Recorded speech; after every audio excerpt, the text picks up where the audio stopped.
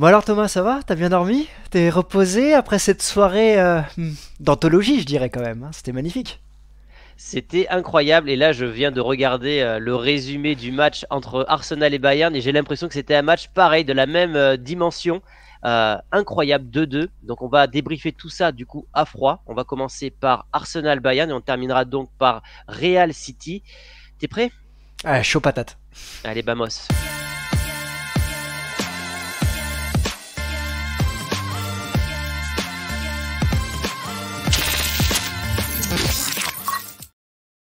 Faudrait vraiment qu'on puisse avoir une caméra qui diffuse les images pendant le générique parce qu'il y a toujours quelqu'un qui fait un truc spécial. C'est assez drôle. Ouais, nous on a les fenêtres en bas donc on arrive à voir. Là j'ai dabé comme ça, voilà, pour ceux qui veulent savoir. Bon, en tout cas, superbe match, la Ligue des Champions, c'est la guerre des étoiles. De partout. Bon, Thomas, je m'incline sur ce match aller. T'avais dit le Bayern ne perd pas, j'avais dit Arsenal l'emporte. Il y a eu des polémiques dans cette rencontre, on va y revenir. On va y revenir. D'abord, on va faire l'analyse globale. Ouais. Ce Bayern, c'est 12 quarts de finale sur les 13 dernières années. Tandis qu'Arsenal, c'était aucun quart de finale sur les 14 dernières années. Donc, évidemment qu'il faut tenir compte de l'état de forme des deux écuries. Mais l'expérience dans ce genre de rencontre, surtout que côté Arsenal, tu as beaucoup de jeunes, tu vois. Et on l'a vu. J'ai vu l'erreur de Raya. Ça change la rencontre. Parce qu'à ce moment-là, Arsenal est en maîtrise. Et là, il relance totalement la rencontre sur une erreur qui est toute bête. Donc, ce genre d'élément me fait penser que ce Bayern, même s'il n'est pas en très grande forme, reste quand même un candidat toujours redoutable en Champions League. Efficacité du côté des hommes de Thomas Tuchel également, parce que 2 tirs cadrés, 2 buts. Quelle gestion technique aussi de la part de Neuer quand il sort le ballon pour la verticalité du deuxième but derrière qui amène le penalty. Leroy Sané qui perce la défense. Saliba qui est en retard. On a senti cette équipe d'Arsenal, moi j'ai trouvé qu'elle était bien rentrée dans la rencontre. J'ai eu plus de temps pour revoir un long résumé hier soir et ce matin. Et j'ai trouvé qu'elle était vraiment bien rentrée dans la rencontre. Saka a été déterminant, Martinelli également. Arsenal qu'on ira voir ensemble dimanche d'ailleurs, ce n'est la cloche hein, parce qu'on sera à l'Emirates pour voir cette rencontre. Ils sont bien rentrés, puis il y a cette erreur. Et là tu sens que ça se perd fort. Il y a même Ben White qui loupe le 2-0. Ouais. Qui est face à Neuer. Et là, 2-0, pareil, c'est pas du tout la même rencontre.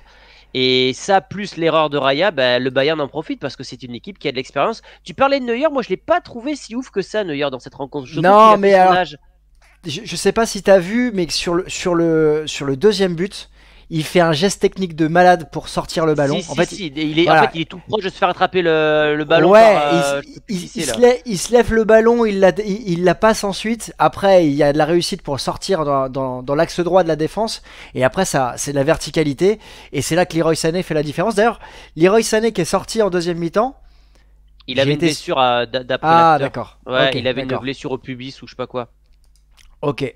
En tout cas, Kane. Encore une fois, buteur du côté de l'Emirates. Ça change pas. Il change de maillot, mais il change pas de ses habitudes. Bien tirer le péno. Bien tirer le péno parce qu'il a tout le temps l'habitude de le tirer à sa gauche. Tu sais, très brossé. Ouais. Et là, il a attendu le départ du gardien. Ouais, il attend. Le gardien, il part vite. Hein. Ouais, il part vite. Il a pas bien géré là. Mais ouais, c'était un très très beau match. Moi, ce qui m'a impressionné dans le résumé que j'ai vu, parce que du coup, j'ai fait un focus hier sur Real City, c'est l'intensité et la qualité technique dans les petits espaces, notamment côté Arsenal, commence à combiner dans les petits espaces. Alors évidemment, la première rampe de lancement, ça a été Odegaard. Moi, je le trouve toujours incroyable, ce joueur. Saka a gagné son duel contre Alphonso Davies, que j'ai pas trouvé bon du tout, d'après ce que j'ai vu. Il s'est complètement fait dévorer par Saka. Martinelli, très bon. Ouais, ça va être un match retour incroyable, parce que là, je pense que deux équipes peuvent se qualifier encore. Ah ouais, clairement. Moi, ce que j'ai aimé du côté d'Arsenal, c'est quand bien même cet Arsenal a loupé une partie de sa rencontre, ils ont trouvé les ressources nécessaires pour revenir. Gabriel Jesus et Trossard, c'est quand même 2 changements réalisés par Arteta. C'est-à-dire que quand on est en quart de finale de Ligue des Champions, les changements doivent être décisifs. Et là, ils portent sur la rencontre. Jesus, il arrive, il te fait cette mais quand je parle qualité technique dans les petits espaces, c'est exactement ça en fait. Et après Neuer, Et Neuer pas ouf sur le but, c'est clair. Mais Sur non, ce ouais, sur je ce trouve début, qu'il est lourd. lent et même, ouais, il est Ouais. lourd et même sur le but de Saka, le Neuer prime, il va la chercher, Ouais. je trouve. Donc Après, il est ouais, masqué au départ. Il est masqué. ouais, il est masqué au départ, mais bon, je le trouve lourd sur ses appuis et il fait son âge. Au bout d'un moment, il a 37 ans, je crois, donc. Bon, je voudrais revenir sur cette rencontre quand même. Il y a eu trois polémiques sur lesquelles on se doit de parler. Il y a ce penalty non accordé au Au Bayern Bayern. Munich. Alors Ouais, là, c'est c'est assez dingue quand même. Donc on a c'est Raya pour lunaire. expliquer. Si vous avez pas vu la vidéo, vous pouvez la retrouver sur les réseaux sociaux assez facilement. C'est Raya qui a un 6 mètres, qui va passer la balle à Gabriel. Et Gabriel va prendre le ballon avec la main. Et va poser le ballon à 6 mètres et va relancer sur Raya. C'est simple. Dans n'importe quel autre match, je comprends pas comment le VAR revient pas dessus. Thomas Tuchel était Ouais, furieux. Il a dit que tu c'était une m'étonnes. erreur d'enfant de ne pas accorder le penalty et c'est une erreur d'enfant de la part de Gabriel. Mais c'est Il y a enfin, combien à ce moment-là? je crois Tu qu'il y a sais? 2-1 pour le je crois qu'il y a le 2-1 pour le Bayern à ce moment-là. Ah ouais, donc ça change la rencontre complètement là mais aussi. complètement fou. D'ailleurs, dites-nous en commentaire ce que vous en avez pensé parce Et que je ne vois pas comment l'arbitre n'est pas revenu à travers le VAR. Allô, là il y a penalty, même si c'est une erreur, ouais. il y a penalty. Mais tu vois, quand je te parle d'erreur, pas de débutant, mais du fait qu'il manque d'expérience, les joueurs d'Arsenal, ça c'est typique d'un manque d'expérience, tu vois. Le Ouais, et mec puis n'est bon, pas, il a pas été super fort, Gabriel hier, et ah, ouais, il y a ça. Bon, donc ça ouais, il y a penalty. pour moi il y a penalty. Il y a le Ouais, on est d'accord. deuxième élément, c'est ce coup de coude. Alors encore une fois, là il faut aussi analyser l'action. On est sur une image arrêtée, ça prête davantage à débat. Pour moi, il y a plus débat ici que sur le Mhm. penalty juste avant. On a Kane qui, dans son occasion, va regarder qui arrive derrière lui, qui va bloquer pour évidemment faire bloc et opposition parce que le ballon arrive vers lui. Et en se protégeant, il va mettre son coude en opposition. Bon, on le voit là, il n'est pas aussi levé que le mien. Et à Gabriel qui arrive pour jouer le ballon et qui se mange le coude de Kane. Il prend un T'as la jaune. carotte. Ouais. Voilà. Il prend un jaune. Est-ce que pour toi ça mérite rouge? Pas rouge instantané, mais s'il avait déjà un jaune et qu'il prend un deuxième jaune, ouais, ça le mérite. Après, ça va clairement affaiblir le Bayern pour le match retour, ça. Alors, Parce que attention, il a pris qu'un jaune. Hein. Il sera là au match retour. ah, donc il a pas. D'accord, ok. Il a pris un jaune. Il n'a pas pris de carton rouge. Non, pour moi, Mais ça mérite pas spécialement rouge. ah, Parce pour qu'il moi, tape ça pas le mérite rouge. visage. Ah bah ouais, enfin bon, là, il étend sa surface de corps. Si on éteint sa surface de corps et il y a penalty, quand on donne un coup de coude, c'est un jeu Mais il y a dangereux. Ouais, mais il y a vraiment volonté de blesser. Je Oh, t'assure que là, j'ai pas la bonne image. Mais j'avoue, je j'ai suis la... de mauvaise foi. Je suis de mauvaise foi parce qu'on aurait fait ça à un joueur du Real, je n'aurais pas tenu le même discours. Voilà, je l'admets, excusez-moi. Bon, très bien, merci de ton honnêteté. Et vous nous direz en commentaire si Kane mérite rouge également ou pas. Et enfin, le dernier débat, c'est pareil, ici, image arrêtée. Alors, elle n'est pas flatteuse pour Bukayo Saka. On joue les arrêts de jeu, Ouais. des arrêts Pour de jeu. moi, ouais. Mais ça, je l'ai vu l'action et pour moi, c'est lui qui fait l'erreur, Saka, parce que j'ai l'impression qu'il cherche à s'empaler sur Neuer, alors que dans son mouvement, t'as l'impression qu'il a déjà pris l'avantage sur le gardien, mais qu'en cherchant trop le penalty, ça va justement totalement inhiber l'action. Et je suis sûr qu'en ne cherchant pas le penalty, il marque le but du 3-2. En tout Alors, il cas, y moi, a je l'ai quand même analysé comme ça à chaud. il y a De Ligt qui arrive juste à côté. Ouais. Bon. Là, c'est une vraie perception. C'est-à-dire que pour moi, quand je vois l'action En dans les live. conditions dans les conditions du direct, il n'y a pas penalty aussi. C'est la même chose que toi. C'est-à-dire que je suis d'accord, il va jouer le penalty. On voit son pied aller chercher le genou de Neuer. Exactement. Et ça, c'est gênant. Maintenant, après plusieurs ralentis, et c'est là que c'est intéressant aussi de débattre, tu vois, et j'aimerais avoir l'avis de supporters d'Arsenal sur ce sujet. Neuer, il joue très bien le coup. Sur le plateau de Canal+, hier, ils expliquaient, Laure Boulot et Samir Nasri expliquaient justement que Neuer, il a l'expérience. Il a cette capacité à pouvoir étendre sa surface aussi d'intervention. Et que sur le coup de « je fais pas exprès, mais j'influe sur l'adversaire », Oui, parce qu'il avance pas trop en fait. Il s'arrête à un moment donné. C'est ça qui est très malin de sa part. voilà. Et donc, il influence Bukayo Saka à aller chercher le penalty. Mais s'il influence à aller chercher le penalty, c'est qu'il y a pas faute. Mais Ouais. on est dans, tu vois, on est dans l'intellect. Et c'est vrai que cette occasion, parce que l'arbitre siffle fin du match juste après. Hein. Oui, c'était à 4 minutes 40 dans les arrêts de jeu, je me souviens. Donc ouais, belle perf quand même du Bayern, hein, je trouve. Belle perf à l'extérieur. Ouais, avec peut-être ce penalty qui aurait pu leur donner l'avantage du 3-1. Ça sera, je pense, compliqué pour Arsenal qui va perdre de l'énergie ce week-end pour le titre en première ligue, tandis que le Bayern, de toute façon, ils s'en foutent, ils ont perdu la Bundesliga, ils vont pouvoir faire tourner. Donc, retour en Allemagne, moi je dirais peut-être bonne opération et un léger avantage dans mon esprit, comme ça là, dès le lendemain pour le Bayern. Mais on y reviendra dans un avant-match. Ouais, on y reviendra précisément. On va passer. Pour l'instant, oui, je dirais avantage quand même Bayern. Mais quelque chose me dit que c'est un poteau en plus là. Coman, il a fait le poteau aussi. Dernière occasion, 90e, exactement. Ouais, alors le ballon il passe entre les jambes du gardien, c'est un truc, c'est un truc de ouf. Avantage Bayern, mais je pense que les Gunners peuvent faire quelque chose. On va revenir sur ce match exceptionnel, extraordinaire qu'on a débriefé à chaud hier. Toi, t'as doublement débriefé à chaud. T'es comment là, à froid maintenant, là, 24 heures, enfin même pas, 12 heures après la fin du match? Bah, je me dis que frustré, Bah, je suis pas frustré parce que le Real n'a pas eu une domination outrageuse dans cette rencontre. Ils ont eu que, je crois, 35% de possession, ce qui est faible quand tu joues à domicile. Maintenant, ce qui est un peu regrettable, c'est que tu prends 2 buts. Alors oui, c'est des buts fantastiques, mais c'est 2 frappes de loin. Et je pense qu'en étant un peu moins fatigué, le Real fait le pressing au bon moment. Et c'est ce qui a permis aux joueurs de City d'avoir du temps d'armer leurs frappes. C'était selon moi évitable. Après, le Real a quand même mis des buts où c'est quand même 2 frappes contrées, que ce soit Camavinga ou Rodrigo. Il y a un petit peu de réussite sur les 2 buts de Madrid, il faut quand même le dire. On a vu que ce Real avait du caractère. Il y a un Bellingham qui, pas déçu, mais on attendait plus de lui. Et si le Real veut se qualifier au match retour, il faudra le même état d'esprit et il faudra un Bellingham qui, cette fois, est présent offensivement. Parce que là, hier, il s'est donné sur le plan défensif, mais offensivement, il n'a rien fait. Moi, je voudrais revenir sur quelque chose qu'on a entendu hier. Alors, avant de te présenter la slide, celle-ci, c'est plus sur la physionomie de la rencontre. On a parlé souvent de match de légende. On a dit que c'était un match d'anthologie. On va essayer. Moi, je voudrais juste qu'on redescende d'un cran parce que si on parle de match de légende, d'anthologie pour un match aller en quart de finale, qu'est-ce qu'on dit de la demi-finale retour d'il y a 2 saisons quand le Real fait sa remontada? Qu'est-ce qu'on dit pour la demi-finale retour et le 4-0 qu'a infligé le City au Real la saison dernière? C'était un très grand match. J'ai trouvé qu'il y a eu des temps faibles dans cette rencontre. Il y a eu des gros temps forts. Bah, le premier quart d'heure notamment. Voilà. Mais qu'on en a encore sous le pied pour le retour. C'est-à-dire que j'ai lu les déclarations de beaucoup de ce qui ressort du vestiaire côté Real Madrid. Il y a une vraie confiance. Il y a une vraie confiance dans le sens on a réussi à faire quelque chose de très fort face à ce City-là.